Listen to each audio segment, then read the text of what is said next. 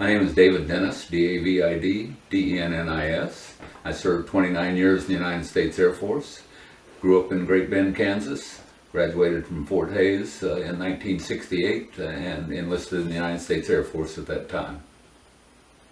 Okay, so tell us a little bit about your time during like the SAC part of the military. Part of my military, I served in SAC for most of my career actually, but I was actually assigned to Strategic Air Command headquarters two different times. One in a joint job between Strategic Air Command and the Joint Strategic Target Planning Staff. And after a year at Air Command and Staff College, I went back to Omaha to headquarters Strategic Air Command, but at that time I only worked for the Joint Strategic Target Planning Staff. My job in both times that I was there were two different type of assignments. The first job I had was in the joint job, and I was responsible for developing the fratricide exclusion area for the Single Integrated Operations Plan, or SIOP, which is our nation's nuclear war plan. And we were commanding a total of about 25,000 nuclear weapons that the United States had in the arsenal. And we had to develop exclusion areas because as one weapon goes off, it can actually kill another weapon as it's coming in. A Minuteman missile, for example, the reentry vehicle for that enters at about 5 miles a second. And if it hits a mushroom cloud from a previous detonation, it can destroy the weapon coming in. So that's the term fratricide, which means killing your brother. So I developed that fratricide exclusion area for each one of the war plans that we developed while I was there. Another job that I had was to help develop the tactics for overcoming the anti-ballistic missile weapon system surrounding Moscow. They have 100 anti-ballistic missiles, or ABMs, that are surrounding their capital. And so we had to be able to overcome that. You can do it a couple ways. The easiest way is to shoot 101 weapons in. The 101st will get in. The first 100 are going to be destroyed. So that's kind of an inefficient way of doing that. So we had to develop tactics in order to be able to overcome that system without just trying to overwhelm them with strength. So those were the two primary jobs that I had on developing the nation's nuclear war plan the first time I was in. When I went back to Omaha the second time, I worked strictly for the Joint Strategic Target Planning Staff, and I was the head of the survivability branch. And what our job was to be able to survive a nuclear war, and to replan a new reconstituted single integrated operations plan. As we would still have ICBMs, bombers, submarines available, tankers that we had to be able to employ if we needed to fight another round following a large war between us and the former Soviet Union. So we had to be able to be survivable, and so we had to carry everything that we could to be survivable, and we had to have the computer power in order to be able to reconstitute and replan something as huge as the nation's nuclear war plan. So we accomplished that after we started out very small with just some PCs, and we eventually had a complete system that was mobile, and we could travel and keep ourselves hidden and still survive. Most of the details of that's classified still, so I can't go into too many details on it, but it was something that President Reagan at the time thought that was important, and we thought was important. As I said, I served most of my time in Strategic Air Command, all the way from a second lieutenant all the way up until I was a lieutenant colonel. And by the time I got to be a lieutenant colonel, they did away with Strategic Air Command, which I felt badly about because I was very proud to be a member of Strategic Air Command. But I served at a number of bases in SAC and in a large number of positions in SAC. It was the premier command, and I still think it was the premier command. Okay, is there any like parts of the Strategic Air Command that particularly like jobs that you like to do more than others, or like certain stories from each job that you like the most? Well, just about every job I had in Strategic Air Command was critical to our nation's nuclear war plan. When I first went into Strategic Air Command, I was a brand new second lieutenant, and I was a combat targeting team chief. And I targeted the Minuteman missiles. I carried a gun. My team members carried guns. We carried a guard with us with an M16. And we carried the target information, the launch code, and the enable code for the Minuteman missiles. I later moved up to quality control so that I was able to evaluate all of the other combat targeting teams, and later moved up to Vandenberg Air Force Base to 3901st Strategic Missile Evaluation Squadron, and I traveled around our country at each of the different missile bases, and I evaluated their combat targeting teams. That was one thing that SAC believed in very strongly, is you trust but verify, just like Ronald Reagan said. We make sure that those teams know exactly what they're doing because they're working with nuclear weapons each and every day. I cross-trained into operations, so I was a fairly senior captain when I went over into operations, and I was a combat crew commander. And that means that a commander and a deputy are the two people that can turn keys on a missile to launch it. I served as a flight commander, and I've served as a Standardization Evaluation Division Missile Combat Crew Commander, and I served as the Senior Standardization Evaluation Division Combat Crew Commander, which is the #1 position as a combat crew in a missile wing. So I was then responsible for evaluating all of the missile combat crews to make sure that they were capable. If we got an emergency order, as the President sent down an emergency order to launch our Minuteman missiles, that our crews knew exactly how to execute a launch. So we would get a message, a coded message, and we had all kinds of communications down in the capsule with us. We're 65 feet underground, we're behind 2 blast doors, and we have all kinds of codes with us. We have guns down there, so if anyone else is in the capsule, we have to be armed. We have decode documents, and we have things we call cookies. So when an emergency action message comes in, we would decode it to see if it was a real message or a test message. And they send test messages probably 4 or 5 times an hour. So we're constantly decoding a message. If it comes in and it's real, which we would get in a trainer, we would decide that we had to launch. We'd take the keys out of a safe, because our keys are kept in a safe. There are 2 keys, one for the commander and one for the deputy. We have to turn keys at the same time. So as a commander, I would say 3, 2, 1, mark. We would turn the keys. Prior to that, part of the emergency action message would tell us what we were going to launch. We could launch 1 missile. We could launch all of them in our flight, which was 10 missiles. We could launch all of them within our squadron, which was 50 missiles at a time. It takes 2 crews in order to be able to launch. So 1 crew can't go crazy and dig their keys out and launch. In addition, part of that emergency action message is the enable code. I said back when I was a combat targeting team chief, I put the enable code in the missile. So the combat targeting teams have access to it, but we don't know what it is. And the crews have access to it only when it comes from the President of the United States. He's the only one that has that code that can send it to us. So we have to actually put that in, kind of like cocking a gun. You have to be able to cock a gun before you can fire it. You have to put an enable code in before that you can launch a missile. So we don't even have the enable code down there day in and day out. It comes as part of the emergency action message. Once we put the enable code in and we go 3, 2, 1 mark, we decide ahead of that to which missiles that we're going to launch, and that's part of the emergency action message again. And we'll turn keys, and within minutes our missiles are on the way.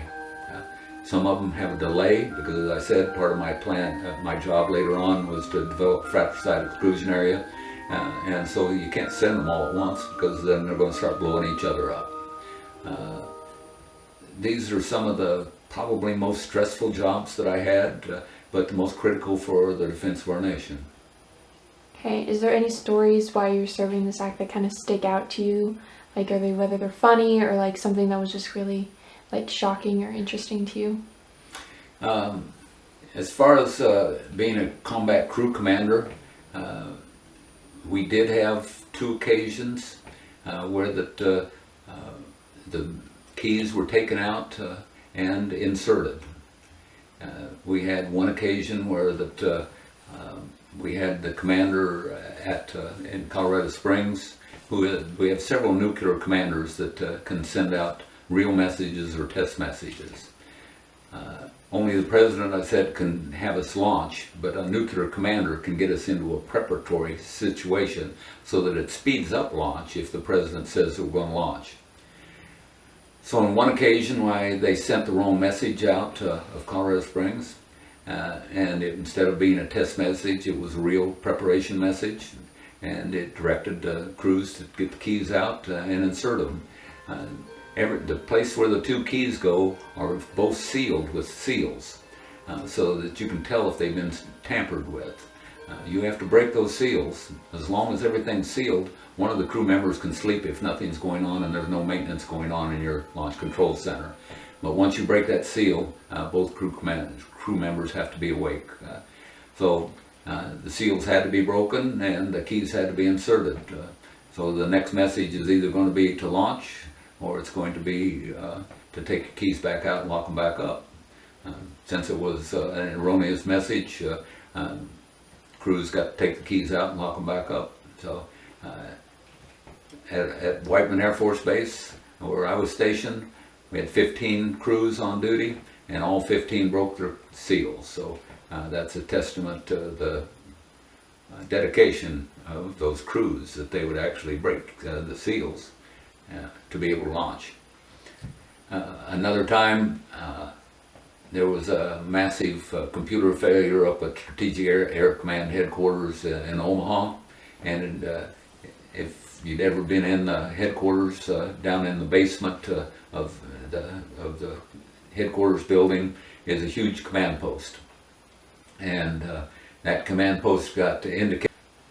It indicated there was a large missile attack on the United States, and so Strategic Air Command sent out a preparatory message again, and indicated that there was a large attack. And so that preparatory message, once again, the decode documents came out, the seals were broken and the keys were inserted. Once again, it was an error, and so everything went back to normal. But most people don't ever know that things like that happened. Other times I was on alert when President Ronald Reagan was shot.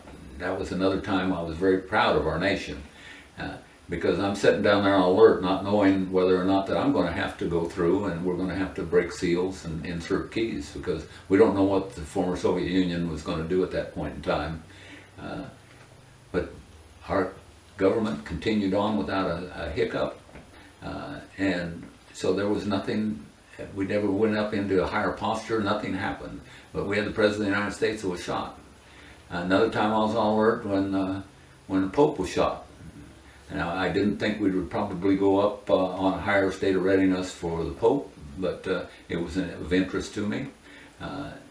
And our communications down in the capsule is very limited. We do, at that time, we had a little tiny TV, about a screen about 6 inches, and it was in a big steel cabinet that kept out the RFI from damaging our computers and so forth, so you couldn't see it very well, you couldn't hear it very well, and our reception was pretty poor because we just had a little antenna outside 60 feet above us, and so trying to get news was very difficult.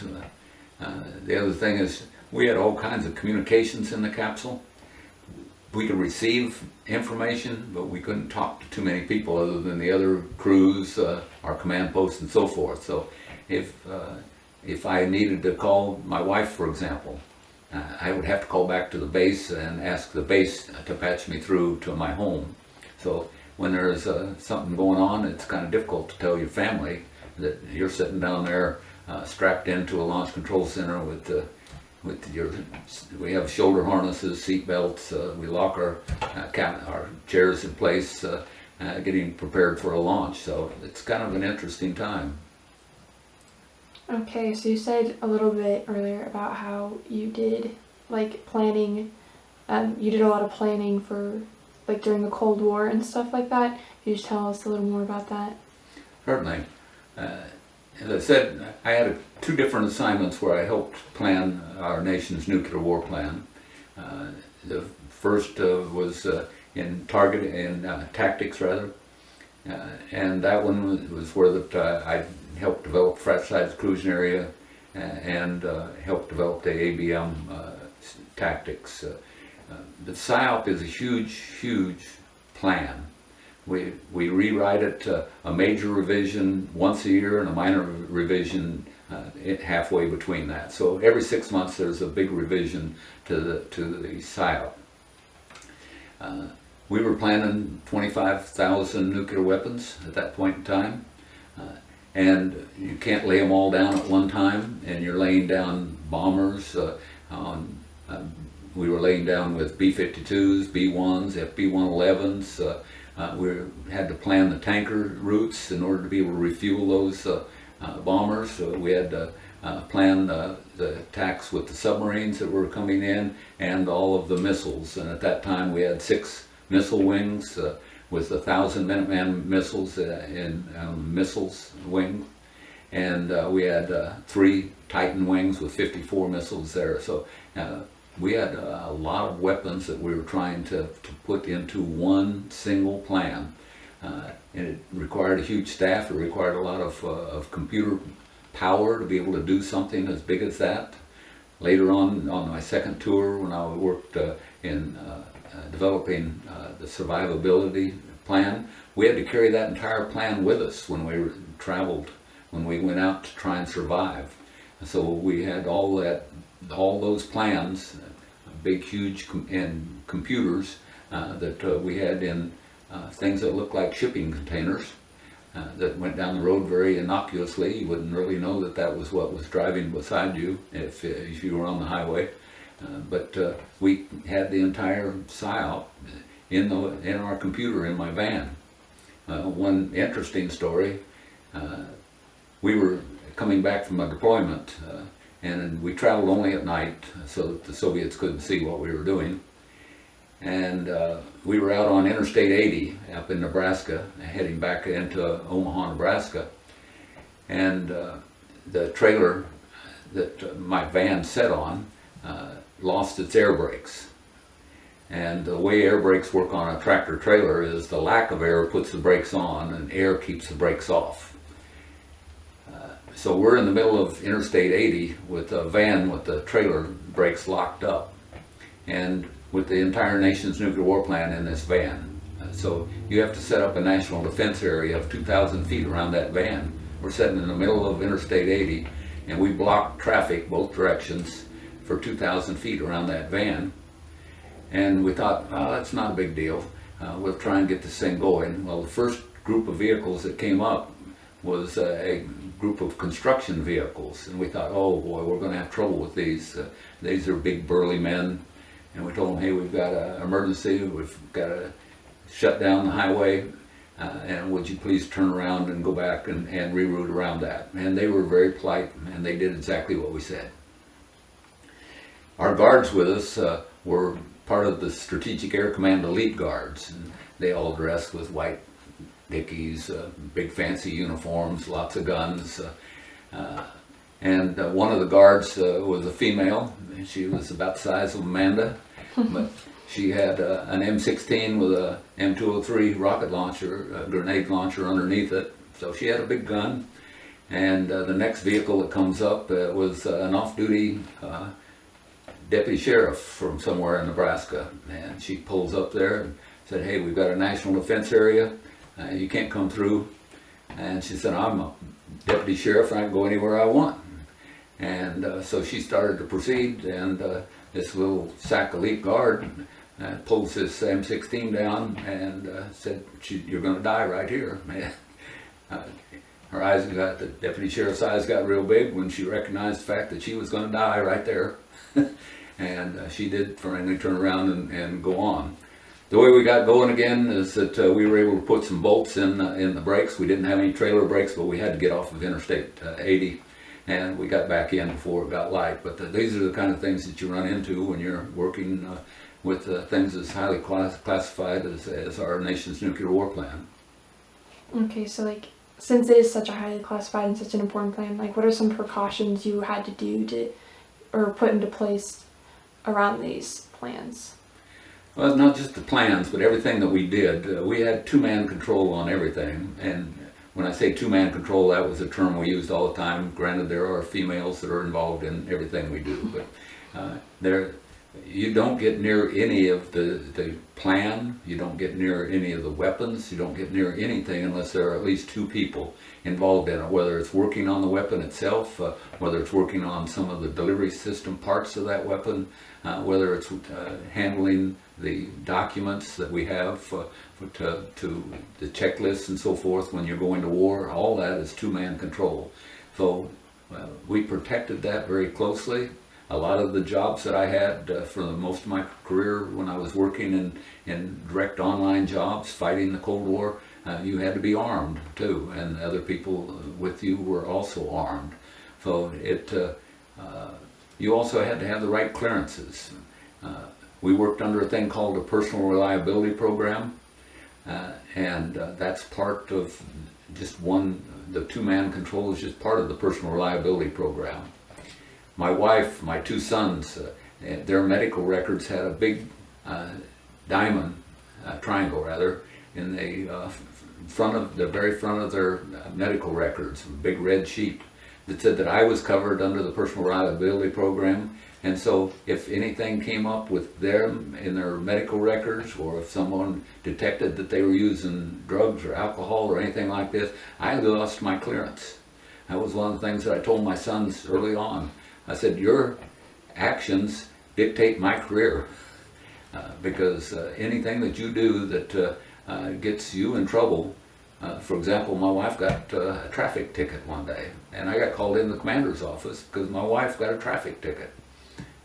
They watch everything you do. If I went to the hospital and got cold medication, I was pulled off of PRP until I wasn't taking that cold medication because it can affect your thinking.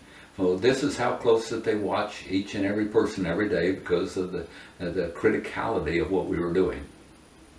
Okay, so you mentioned how you're working with the Cold War. So once the Cold War was over, what are some of the things, or what were jobs that you do once the Cold War was over? Like, what things would you do?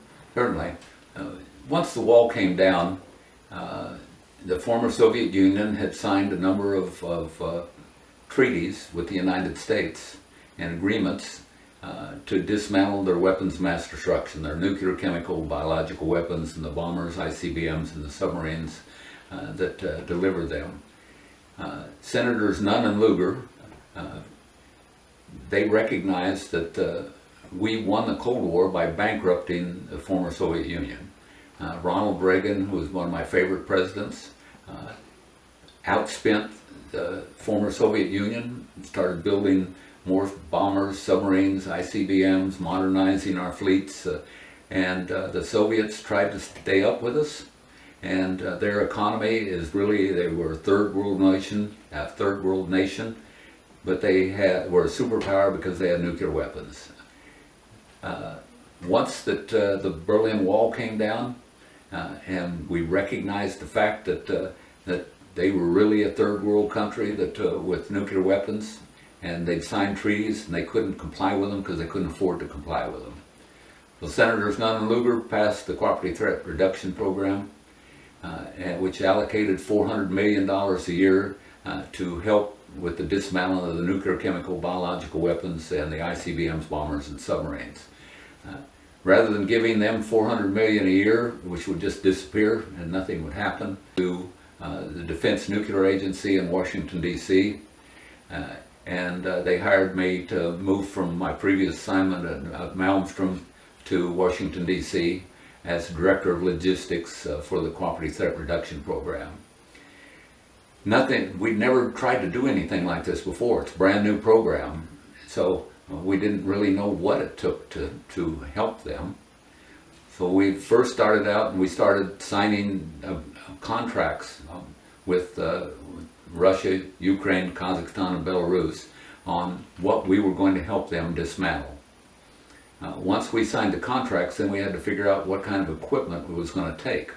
And when I talk about equipment, we needed to ship over things like D9 bulldozers, large cranes, excavators, cement mixers, tractor trailers, all kinds of hand tools and so forth in order to be able to dismantle a missile, dismantle the missile silo, to cut up a bomber, to cut up a submarine.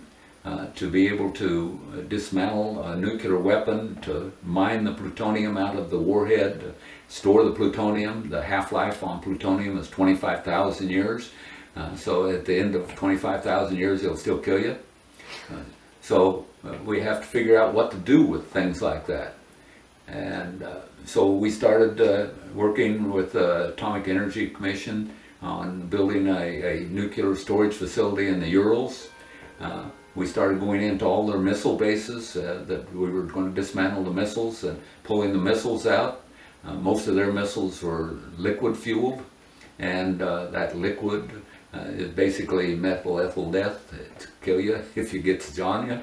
So, and you have a fuel and an oxidizer. We had to be able to destroy that or to somehow use it in some other means. We had to then, that fuel actually leaches into the skin of a missile. After this, I'll show you some parts of some Russian missiles that I've got here that we decontaminated. I've got a lot of souvenirs of my time over there. We needed to cut the bombers up. The treaty required us to cut the fuselage, cut the tail off, cut the wings off, and leave it set in the open for, I think it was 30 days, so that they could cover it with satellites to make sure that we did dismantle that bomber. We looked at it like an American, and I quickly learned after working over there that you don't think like an American when you're working with them. You got to start thinking like a Russian thinks, because we don't recycle very well here. We just cut things up and then sell it for scrap. They recycle everything, so we had to go in and recycle each gauge out of the bombers, the tires, the propellers, every bit of that had to be recycled. Here we just cut it up and somebody hauls it off and melts it down. So it was a completely different mindset on how that we did it. Budget that I controlled was $125 million a year, and with that money, someone else would buy the equipment. I didn't have to buy the equipment. If you buy a D9 bulldozer from Caterpillar, you're going to find that it's very expensive, but I had to then pick it up from Caterpillar and get it shipped into the former Soviet Union someplace. And once we got it there, the contracts and treaties said that we had to maintain them. So I had to set up logistics support bases across 11 time zones in Russia, all the way up north of the Arctic Circle, all the way down into Kazakhstan. So no one had ever even tried to ship anything into the former Soviet Union, and then on top of that, how do you maintain it? So as someone that's responsible for logistics, I had to come up with the plans and the programs and the contracts with companies like Sealand to ship equipment in, to develop logistics support bases and so forth. So as we worked over there, we had to overcome a lot of things. I ended up hiring ex-KGB and Spetsnaz to guard the equipment, because as soon as it came into the seaports, we quickly learned were all controlled by the mafia. The mafia is very strong over in those countries. So I had to guard every piece of equipment when it came off the ship, because it would be stolen right in the seaport if we didn't guard it immediately. So I hired ex-KGB and Spetsnaz to guard it as soon as it picked up off the ship, and they either went on to a rail car or however we were going to take it out of there. It was guarded until it got to the final destination. We ran into some problems here and there. One time I got a phone call that Senators Nunn and Lugar wanted to go over and see our program, which is fantastic. They had never seen it. They funded it, but they'd never seen what we were doing. So they wanted to go into Ingalls Air Force Base, where we were dismantling the Bear bombers. And I just had Secretary of Defense Perry in a couple months before that. I set up a special trip for him, and I went in ahead of him to coordinate his arrival. And he came in on the E4, big 747, and he was very impressed with what we were doing over there, and he talked to Senators Nunn and Lugar, said, "You need to go over." Well, they were in Germany, and they decided to fly over to Ingalls. And so I was actually in the States when that call came in, and they said, "Hey, you got to get over to Ingalls as quick as you can. It's on the Volga River by a town called Saratov, and set everything up for Senators Nunn and Lugar. So I hopped on a commercial airplane, flew over to Moscow. There's 5 airports around Moscow, changed from one airport to another, got down to Saratov, and when I stepped out, remember my budget is $125 million a year, so any place I went, I was very welcomed because I'm spending a lot of money. I walked out of that airport and there wasn't a soul there, nobody. I travel with an interpreter because whenever we're dealing with the folks over there, I could speak a little Russian, not real good Russian, but you need someone that can speak perfect Russian to deal with them. So it was just my interpreter and I that walked out of that airport and nobody there. So there's not really taxi cabs like there are over here. So you just have people that have cars that will pick you up and take you somewhere. Well, the problem with that is that you don't know if they'll take you where you want to go or they'll take you out in the country and their friends will roll you and kill you. So luckily both of us were pretty big people and we found somebody that we thought we could trust, and so said take us to the nicest hotel in Saratov. And we went into this hotel, and when we walk in the hotel, you can tell a KGB guy. They wear long black leather coats and they stand around looking mean all the time. And we went up to the desk, and there were probably 6 or 8 KGB folks in the downstairs. How they knew we were getting in there, I have no idea, but they were there. And the clerk behind the desk was real nervous because now here we got all these KGB standing there, and we're trying to check in, and he doesn't want to check us in. And the KGB was there because they wanted to arrest me. Luckily, I traveled on a diplomatic passport. I can show you my passport sometime, full of stamps on places I was. And you can't arrest a diplomat. So we showed them my diplomatic passport, and my interpreter had a diplomatic passport. So finally, a very nervous clerk checked us in, but said, "You can't stay after tonight." I said, "No problem." We talked to our taxi driver and said, "Can you pick us up tomorrow morning and take us out to Ingalls Air Force Base?" "Sure." So we spent the night. The next day we went back downstairs and it was still full of KGB downstairs. And they still wanted to arrest me, but they said, "We're going out to Ingalls." And so we got the taxi driver to take us out to the gate, and he just dropped us off the gate and he booked. He didn't hang around, and he probably had enough of us because he saw what kind of trouble we were.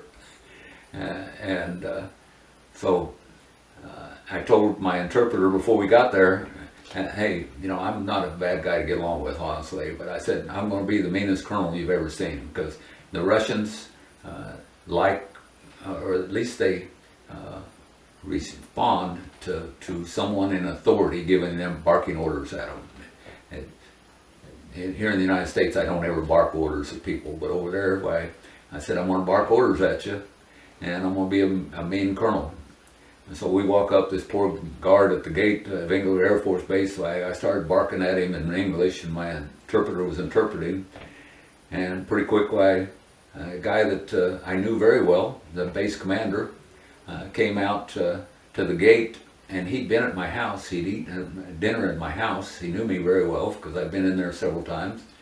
And he said, "Oh, we didn't know you were coming." Well, I knew that wasn't true because I don't go anywhere without the embassy notifying everybody where I'm traveling to. So he takes us to this kind of dormitory that they've got on base, and I'd stayed in it several times before, and we stay on the 4th floor, and everything below that is all for KGB and so forth. We can't leave, we can't come and go out of that place, and they come and get us and take us over to the dining hall to eat and bring us back. And if they want to take us to the banya to go have a steam bath, they come and get us and take us back. It's very controlled. And he said, "Well, you can stay tonight, but you're going to have to leave because I don't have authority to have you here." So I said, "Okay." And of course, there's no heat in this place. It's colder than heck. And so we freeze that night, and the next day, he said, "You got to leave." So he takes us back to the hotel, and we get back to the hotel, and of course, all the KGB are in the hotel, and the guy doesn't want us to check us in again. And finally, they check us in, and so I'm on the 13th floor. Most of the hotels here in the United States don't have a 13th floor, but over there's a 13th floor. And I can look out, and right both sides of the hotel is the Volga River, which is kind of a nice view. And so I'm looking out my window, and so I decided, well, I'll try and call the embassy back in Moscow to see what's going on. This doesn't make sense to me. So I call, and of course the connection's pretty poor because you got every KGB agent between Saratov and Moscow listening into the conversation. And so I said, hey, you know, I'm back here, I'm having trouble. I'm trying to get Senators Nunn and Lugar in, and I can't seem to get anything to work. They keep trying to arrest me instead of letting me do anything. And so they said, oh, we heard the weather's real bad there. Well, and we'll go ahead and fly back into Moscow and spend a day or so there working with some of the folks that I work with, and we'll fly back to the States. Well, it wasn't half an hour later, base commander from Ingalls, excuse me, he shows up. And of course, when he shows up, he's got a lot of vodka. Downstairs, I've probably got 10 or 12 bottles of vodka yet today that were given to me because they love vodka. And a bunch of like salami and so forth. So we're sitting there in my hotel room, my interpreter and I, and about 5 or 6 of the Russians from the base, and we start drinking vodka. I asked him about one of the other Russians, an Air Force lieutenant colonel, who we knew was a KGB guy. You just know because of how they act. I said, where was he at? And he said, oh, he's in the hospital. And so they said, hey, we ought to go see him and welcome him. So we load up all the vodka, and they've got this kind of a red maxi van that we'd driven around in before, and we all run over to this Russian hospital. Well, he's in a hospital room, and there are 3 hospital beds so close together that you'd have to get out the end of the hospital bed. 2 other military are in there, and he doesn't even have a mattress. He's got a piece of plywood on a bed frame with a sheet over the top of it. And one of the things that kind of touched me is whenever I brought them to the United States, and he was one of the ones I brought to the United States, I always take hundreds of pictures and print them up and give them to them so that they can remember the time that I took them around the United States. And he had that whole stack of pictures with him in that hospital room. And that kind of touched me because I knew that he thought a lot about what I'd done to help them out. So we break out the vodka. Who knows if any of the people in the hotel, in that hospital room, can drink the vodka, but we're all drinking the vodka. Pretty quick, we're all pretty well getting drunk. This nurse got a big, tall nurse's cap on, really strange looking cap. Comes in and starts chewing us out for making noise, but at that point none of us cared because we were all pretty well drunk. But then I got to look and I said, oh man, I got a plane ticket, I've got to get out of here. Oh, no problem. Oh, we all jump in the maxi van that they've got, and they take me back over to Saratov to the commercial airport. I said, I don't know that I've got time to check my bags and go through security and everything. No, don't worry about it. We drive straight out to the airplane. They throw my bags in the airplane. My interpreter and I get up on it. We're pretty drunk. We fly back into Moscow. My people at the support base come and pick us up at the airport. And that was the end of that trip. But when I get back in to the embassy the next day, I said, what in the heck is going on? Why was I having so much trouble? I've been there many times. Those people all know me. I'd had them to the United States. It was a crazy trip. They said, oh, while you were traveling, and before we got Nunn and Lugar, everything set up, why President Clinton had made an announcement that they were going to bring NATO or Poland into NATO. And the hardline Russians were very mad about that because Poland was one of the satellites for the former Soviet Union. And they didn't like them moving sides over to the United States, so they wanted to send a signal that they were unhappy with the United States, so they wanted to keep Nunn and Lugar out of the former Soviet Union, out of Ingalls Air Force Base. So the whole thing was just a signal back to the United States that they weren't happy with the United States, but I was the one that was caught in the middle of that entire story. So that was a long story, but it was an interesting 4 or 5 days for me over there trying to keep from getting arrested. So did senators, did they never get to come over and see it? Did they ever get to see their project? I never had Nunn and Lugar in. I had Secretary of Defense Perry in. I took several generals over there on trips, but I never got Senators Nunn and Lugar in.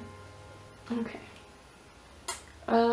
So you kind of like since this program didn't exist before, so you kind of had to do a lot of building up from the ground. Was there a lot of resistance from either like any place in the U.S. or in Russia during the time? Like, did you face a lot of resistance? Well, in the United States, there really wasn't too much resistance. When I went into that program, why we were called Defense Nuclear Agency, and Clinton was the president, and he didn't like anything that dealt with nuclear, so we changed our name to Defense Special Weapons Agency. Still didn't like that, so really our job was the Cooperative Threat Reduction Program, so we became the Defense Threat Reduction Agency, and that's what it is today. It still exists today as the Defense Threat Reduction Agency. My office, when I was in D.C., was in the basement of a strip mall, and we did have security on it, but nobody knew we were there. During that period of time, I felt pretty safe because in Oklahoma City, while I was stationed there, is when the Timothy McVeigh blew up the Muir building down in Oklahoma City, and I thought, well, I don't know that they're going to blow up the building I'm in, because nobody's going to blow up a chicken restaurant upstairs, so I thought I was probably pretty safe. Over in the former Soviet Union, yes, there was a lot of resistance. It was a fairly dangerous place to be. It was kind of like the Wild West over there. Mafia was in control of a lot of things that we had to overcome. One thing I learned early, as I said, they feared authority and people that barked orders at them and so forth. I recognized that the KGB people all wore long black leather coats. So one of the first things I bought was a long black leather coat, and I could walk down the streets of Moscow at 2 o'clock in the morning and nobody bothered me. It's because they thought I was KGB. We brought Clinton over on one trip, and what we were going to do is we were going to have Clinton push a button, and we were going to chop up a Bear bomber down at Ingalls. Again, that was one of the bases I worked at. And we were going to have Yeltsin push a button, and we were going to blow up a silo there in Rapid City, South Dakota.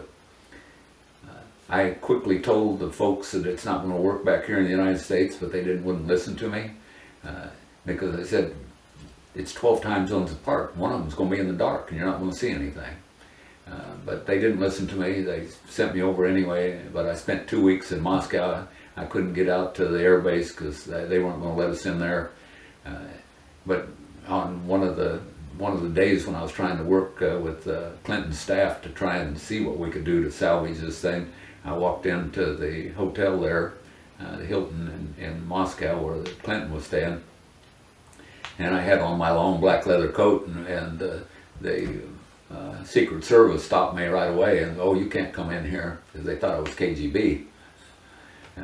So I had to show them my ID and show them that I was Air Force Colonel before they let me anywhere near where his Clinton staff was at. So it was an interesting time. Okay, so while you were over there, you worked a lot on the missiles both in the U.S. and then when you were disarming them, you got to see quite a bit of them. What sort of differences were there between the way we function with our missiles and the way they did? There's quite a bit of difference between the weapon systems that the former Soviet Union has and the weapon systems that the United States has. For example, in the missiles, the launcher closure door on our Minuteman missiles is a big concrete and steel door, and the concrete has boron in it that will attenuate the EMP signals that destroys the electronics. Over in the former Soviet Union, what we quickly learned is a lot of their launcher closure doors are full of paraffin, just like you make candle wax out of, because it does the same thing, but it's kind of an inelegant way of doing things. And then our missiles, our Minuteman missiles, are solid fuel rockets. So the fuel and the oxidizer are mixed, and it's kind of like a rubber compound. Most of their missiles are all liquid fueled. So you've got a fuel in one tank and an oxidizer in another, and they're hypergolic. They ignite on contact. Their missiles are very, very large. Our missiles are smaller. So there's quite a bit of difference there.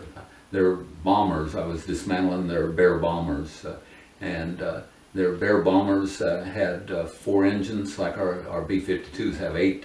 Our B-52s have jet engines on them, 2 on each pod. Their 4 engines have two propellers on each engine, which is kind of interesting. So one propeller goes one way and one propeller goes the other. So they got counter-rotating propellers. And they are propeller driven. Their strategic bomber is propeller driven, so it's a slower bomber. And it's fairly crudely built. I've got a yoke off of a Bear bomber. I think your father has a yoke off of a Bear bomber at his house. So it's fairly crude. I've got a yoke off of a B-52 here if you want to ever see what our yoke of a B-52 looks like. I got one of those when we were dismantling, when I went down to see the dismantlement here. Their submarines are big, heavy, clunky things. They were difficult to cut up. One of the things that worried us initially is that there are nuclear reactors in their submarines. They would pull them out, and we didn't. We provided the equipment. We didn't actually do the work ourselves. But what we quickly learned is that they were taking those reactors up to the North Sea and shoving them off the back of the ship and sinking them in the North Sea. So there are a number of reactors sitting on the seabed bed up in the North Sea. So we quickly started worrying, what's that going to do to the environment, to the fish, and so forth. So we had to do a big study to find out what the long-term effects of shoving a reactor off of a ship into the North Sea. What we learned is that the sediment kind of builds a cocoon around it, and it evidently was safe enough that we allowed it to continue. So that today there are nuclear reactors sitting on the bed of the North Sea. We learned a lot working with them, but as I said earlier, what I learned quickest was that you have to think as a Russian rather than as an American, because the things that we do are completely different than the way that they do things. We don't recycle very well. They recycle everything, and they try and not just recycle to dismantle, but recycle to actually use that part in another application. So it was really a learning experience. Every place I traveled was a target. As I said, I helped plan the nation's nuclear war plan on 2 different occasions, and I set on alert to launch the missiles. I targeted Minuteman missiles, and everything that I did was a target over there, and I actually got to go to those locations that were targets and help dismantle them. So it was really a capstone on my career. I was a Cold Warrior for 29 years, trying to destroy the former Soviet Union, and at the end I actually did get to destroy the things that the most dangerous weapons man has ever created, and hopefully make the world a little bit safer before I retired for people like my grandchildren. Okay, so this is kind of jumping. That was at the end of your career. So one of the beginning things that you did was the Apollo mission. Is there anything you want to talk about on that? Again, early in my career, while I was still enlisted before I got commissioned, I worked in communications, long-haul communications, between the United States and Germany. I was stationed in Germany at the time, all across Germany and so forth. I was what they called a tech controller. And during that period of time, in 1969, we started the Apollo moon launches. And the Earth rotates, so one of the problems that you have is that the spaceship is flying away from the Earth on a ballistic trajectory like a bullet, and then as the Earth rotates, you're not going to be able to keep tracking it from one tracking station all the time. So we had tracking stations in Australia, in Europe, in the United States, and as the Earth rotated, different tracking stations would take control of the communications between the spacecraft or the moon and the Earth, and so we had to control that long line communications and feed it all back into Houston, which was the control center. So part of the job I had was that I got to control some of the communications for the Apollo moon launches during the 2 years I was in Germany. Okay, so that kind of sums up a little bit of your 29 years in the service. But overall, what's something that you feel like, how do you think the military has impacted your life or has affected you and changed you? Well, Actually, the Vietnam War changed my entire life because I probably would never have gone in the military to begin with if it wasn't for the Vietnam War. Graduated from college in 1968, height of the Vietnam War. There was there was a draft then. There wasn't an all-volunteer military. There wasn't a lottery system. It's just if you had a pulse, you were going to go in the military and probably into the Army. And you had there's 50,000 names on the wall right now in Washington, D.C. from Vietnam. And I truly did not want my name to be one of those 50,000. So I enlisted in the Air Force, which really changed my life because I had never thought of making it a career. But by the time that I served 4 years enlisted and was promoted to Staff Sergeant very early in my career, then offered a commission and served another 25 years as an officer for a total of 29 years. Retired as a full colonel. My children traveled across the United States. My oldest son was born in Germany and traveled around the United States and saw things that were completely different than every place else that he'd been before. They had to make new friends every 2 or 3 years, sometimes as much as 3 or 4 months. We would have a different assignment. So at the end of it, retiring, I can truly say that the Vietnam War did change my life because I would never have made a career. I wouldn't have a nice military retirement now. My children got involved in scouting because, as I said, we moved sometimes with less than a year at one place. And so I thought that that was very difficult on my children because you have to go into a new school, a new environment, a brand new location, new friends, and that's difficult for anyone, let alone somebody that's brand new. So I got them involved in scouting early on because they could get involved in something new, and they would have friends instantly that had similar likes. For example, we went into Montgomery, Alabama. And the first day we were at Montgomery, Alabama, we were over at the base exchange with both my sons and my wife and I, and we ran down to a guy wearing a Scoutmaster's shirt. Said, "Hey, we just brand new here, and my kids are scouts. Can we join your troop?" "Sure. We're going on a 50-miler tomorrow down the Alabama River. Do they want to join us?" The next day, both my sons were on a 50-mile canoe trip down the Alabama River. So those are the kind of things that you got to pay attention to make sure that you're protecting not only our nation but protecting our family and giving the family the opportunities to feel welcome wherever that they go. Well, I would just like to say on behalf of me as your grandchild, and I'm sure many other people, we thank you for your service in the 29 years that you did and all that you sacrificed. Well, it's an honor to serve our country.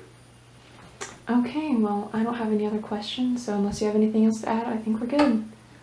Well, very good. Well, I got tons of stories. It's 29 years, a lot of stuff happened. So if you ever want to hear more stories, just come on back. Don't bring the camera. Okay.